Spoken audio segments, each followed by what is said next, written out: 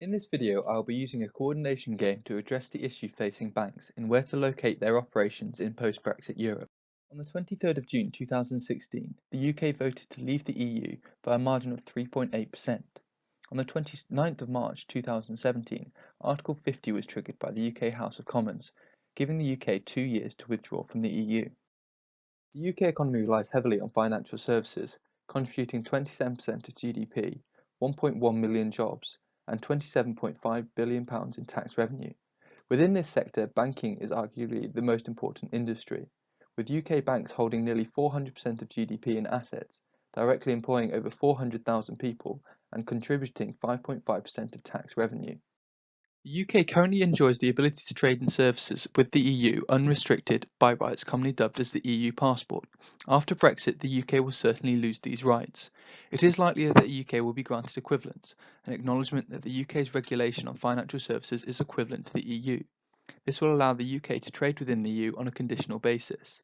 For the purpose of this game, the UK is assumed to be granted equivalence. There will be a slight increase in cross-border trading with the EU, as the EU equivalence is not as comprehensive as passporting. Banks based in the EU will face some increased cost of accessing UK financial infrastructure, such as central clearinghouses. In this game, there are two players, labelled Bank 1 and Bank 2. Both banks face the same choice, to remain in the UK or relocate their services to another EU country. Communication is prohibited, the game is simultaneous, and we assume perfect knowledge.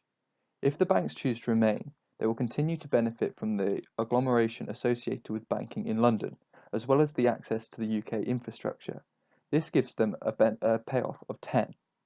If just one bank chooses to relocate, they will benefit from being the only bank with access to passporting rights. However, they lose the benefits of agglomeration and the financial infrastructure in the UK, hence a payoff of 7. The bank that remains will receive a payoff of 0. They lose the benefits of agglomeration and suffer increased regulation costs with trading with the EU. Finally, if both banks choose to relocate, they will lose the benefits of London-based agglomeration and the financial infrastructure. They do benefit from the passporting rights of EU markets, but face competition from each other, resulting in a payoff of 5.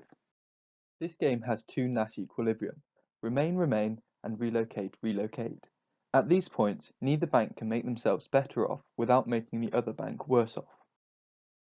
There is a third equilibrium, found by solving with mixed strategies.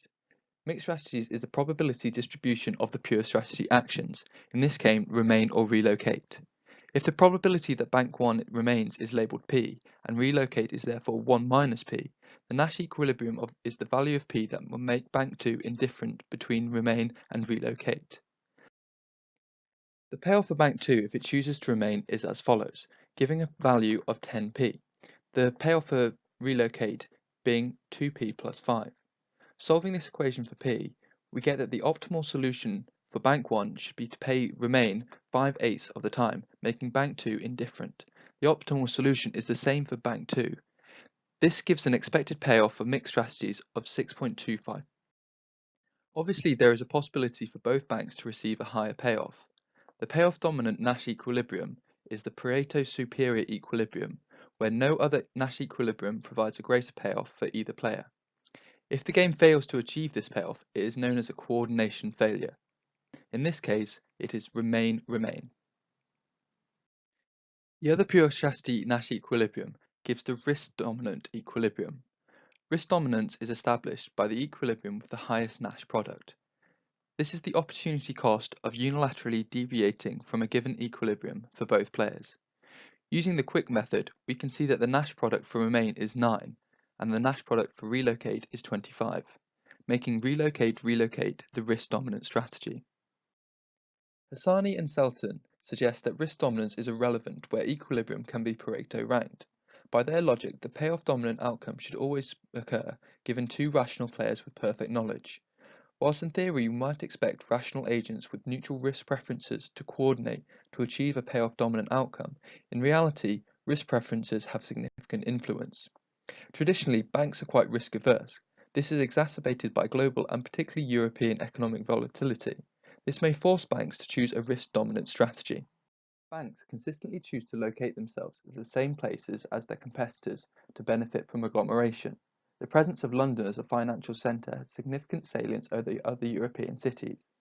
Dugar and Sharia discuss how relative label salience can increase the efficiency of selection to above mixed strategy outcome, even when there is a difference in Nash product.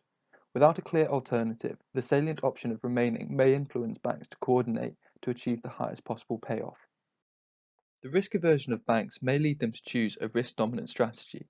However, given the benefits of agglomeration and the fact that London is the most salient option, this will likely lead the banks to choose a payoff-dominant strategy of remain-remain.